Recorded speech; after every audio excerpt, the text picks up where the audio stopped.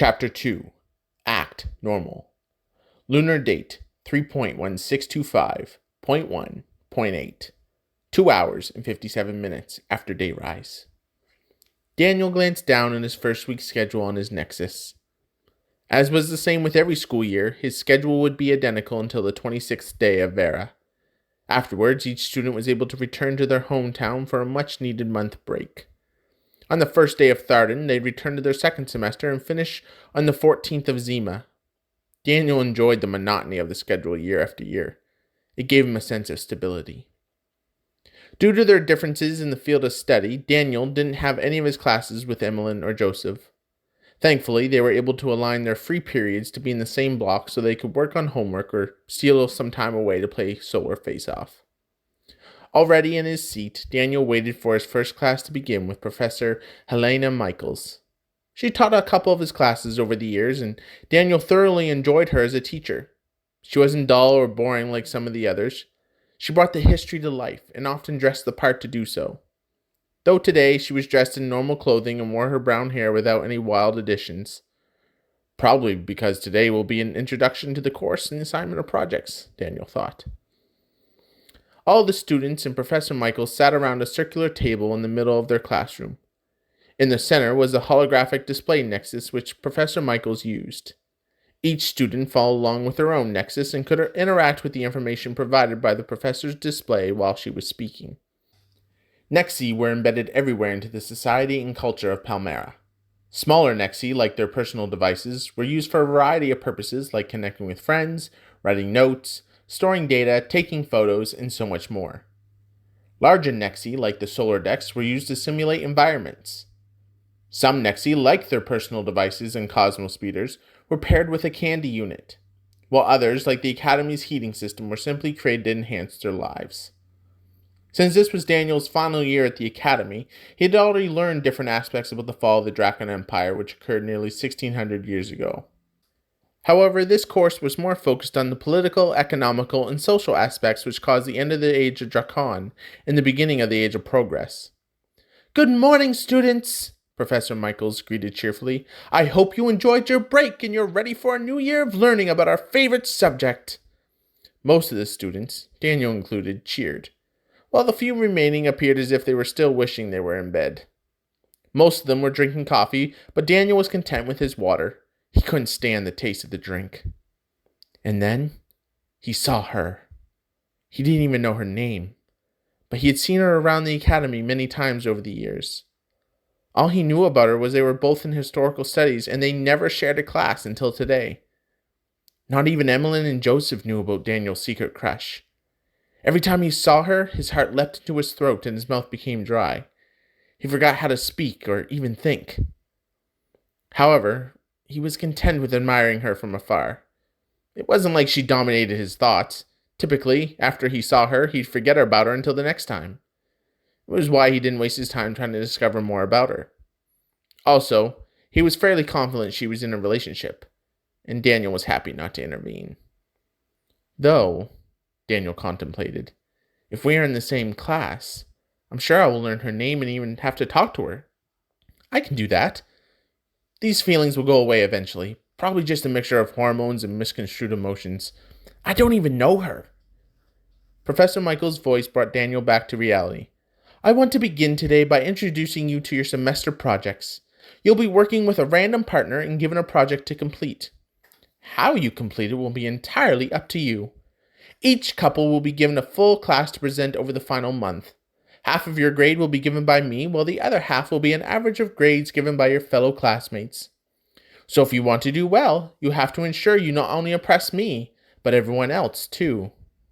An uneasy feeling rose in Daniel's stomach. Please, Arnion, he prayed to the creator of Palmara. Please don't let me be paired with her. Anyone else but her. Trust me, was all he heard back from Arnion. Not exactly reassuring. All the students' names appeared on display in the center of the table. I will now randomize the names and then I will give each couple their assignment. A sly smile appeared on Professor Michaels' face. To make this fun, I want you to name one of the Imperators of the Drakon Empire and why you pick them. You cannot say a name that someone else has already mentioned. You are also not allowed to choose Drakon or Areyx. Anyone know why?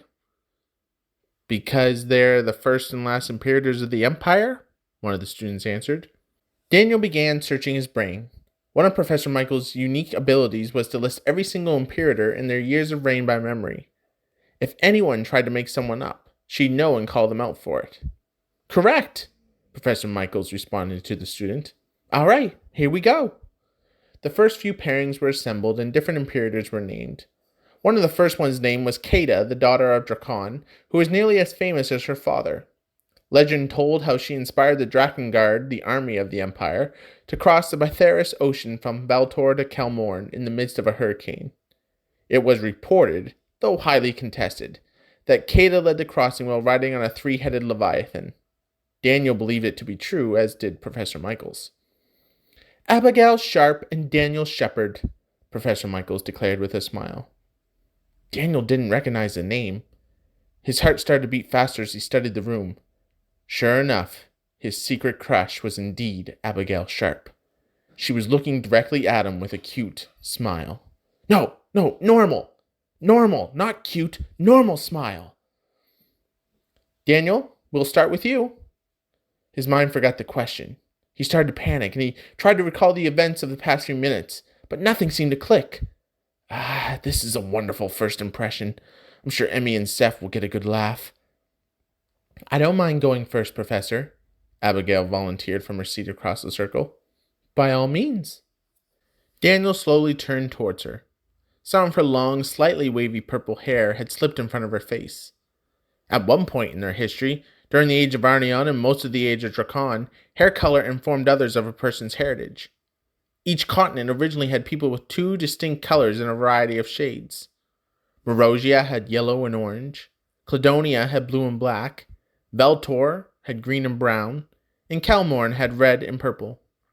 Since Valtor was the home of the Drakon Empire, people with shades of green or brown hair were deemed a higher class of citizen. Everything changed with the rise of Wilbur Artanikst and his Shadow Knights. Nowadays, Daniel thought, all her hair color tells me is that one of her parents has red or purple hair. Though I guess it's possible both could. Before speaking again, Abigale blew her hair out of the way and gently put it back in place. I've chosen Imperator Zelna. Now I remember the question. Time to save my butt. The reason I chose her is because she understood the political dynamics of running an empire, and she used them to her advantage when she went to war against her twin brother. Excellent. Are you ready now, Daniel? Yes, Professor, Daniel grinned. Sorry about earlier. Since Abigale has chosen Zilna, I will choose Uthal since he was Zilna's twin brother. This brought some chatter from the rest of the class. One of his classmates, a girl named Risa, called him out. Nice try, Daniel, but Uthal wasn't actually an Imperator. I figured I'd get that response, Daniel responded. It's a little-known fact, but Uthal was in fact an Imperator before being defeated by his sister. Uthal was actually the younger of the twins, but their mother wanted the Empire to be ruled by the strongest of the twins instead of simply passing on the crown to Zilna. Daniel is correct, Risa, Professor Michaels smiled. So, when did he become Imperator then? Risa asked. Daniel opened his mouth to respond, but someone beat him to it. Abigale. Their mother, Imperator Maritza, named Uthal the next ruler when she stepped down as a way to enrage Zilna. As you can imagine, she was a bit sadistic. She wanted to watch her two children fight for control. After 8 years of a bloody civil war, Zilna emerged victorious and imprisoned her brother for life. Apparently, she believed death was an easy out for her brother. Like mother, like daughter, I guess. I am so glad we no longer live under the Drakon Empire, Risa said. A perfect segue to bring us back on track, Risa, Professor Michaels praised. Daniel and Abigale, your project will be focused on Talania Rusa. Specifically, I want you to detail her contributions to the fall of the Drakon Empire and the rise of the Age of Progress. Any questions? None here, Professor, Abigale smiled. Same. Actually, no. I do have one, Daniel caught himself. He was still struggling to think straight. Some historians believe Talani only sided with Wilbur Artanikst because she saw the inevitable fall of the Empire. There is no proof of this, only speculation. Do you want us to include this in the report? I'll leave that up to the two of you to wrestle with and determine whether it is important or not, Professor Michaels responded. Moving on, the next couple is... Daniel stopped listening and started to calm his nerves. It's all right. She doesn't know you've had a secret crush on her, and she'll never find out. Act normal, and everything will be all right. I may not even have any feelings for her once I get to know her. I probably don't even like her in that way. It's more likely I like the mystery of her. Professor Michaels finished pairing up the students and gave them each 5 minutes to talk with their partner about initial ideas for their projects. Abigale came over and sat next to him. Hey, I hope you don't mind me answering Reese's question for you. Not at all, Daniel managed to reply. Just act normal, he repeated to himself as he casually brushed his hand through his steel gray hair above his left ear. My C block is my free period. You don't happen to have one then, do you? No, my free block is actually next period. That would have been too easy, she giggled. I could listen to her laugh for... No, act normal. Well, I will have some free time on the third day of each week in the evenings after our internships. Abigale glanced at her nexus. Should work for me. Where's your internship at? The museum. I'm working as a tour guide. Abigale nodded her head with a grin. It all makes sense now why you knew that little tidbit of info about Uthal. You'd have to know that being a tour guide. Exactly, Daniel chuckled. Normal. Normal. Normal. What about you? I'm working with the archaeology department here at the academy. My focus is on the study of lore in previous cultures and ages. It may sound boring, but I love it. Doesn't sound boring to me, Daniel responded. Really? My boyfriend seems to think so. Daniel's heart sank. So I was right. Oh well, this confirms I need to let this go and move on. Why is that? He noticed a slight elevation in his voice. I hope she doesn't catch that. If Abigale did notice, she didn't point it out. He isn't big into history, but his family knows many people in the archaeological field. Once I graduate, I'll have a prestigious career waiting for me. Daniel wanted to ask if she was only with her boyfriend because of his connections, but felt it was a little too soon for such a personal question. That's all that matters. I want to be a history professor. Maybe one day you can bring some of your findings to my class. It's a deal, Abigale said enthusiastically. Are you hoping to stay in Artanikst? Daniel shrugged. I'm not sure. Really all depends on where there are jobs available. I don't mind if I have to move somewhere else, though. Anyways, what time works for you on the 10th? Let me see. Abigale checked her nexus again. I should be finished with my work by 9 hours after dayrise. Does that work for you?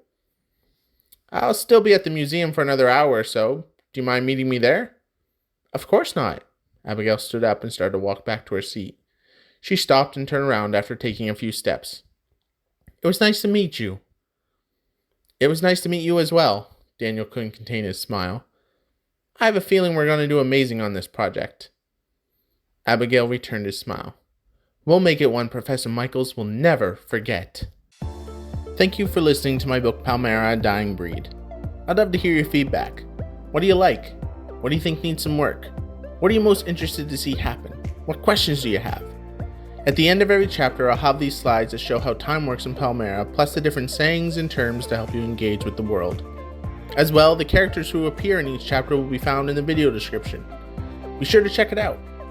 And if you're enjoying this and enjoy other stories, please make sure to like, comment, share, and subscribe. You can always join the Discord with the link in the description as well. Until next time, Hine Akmatov, which means how pleasant it is for humanity to dwell in harmony with one another. Take care.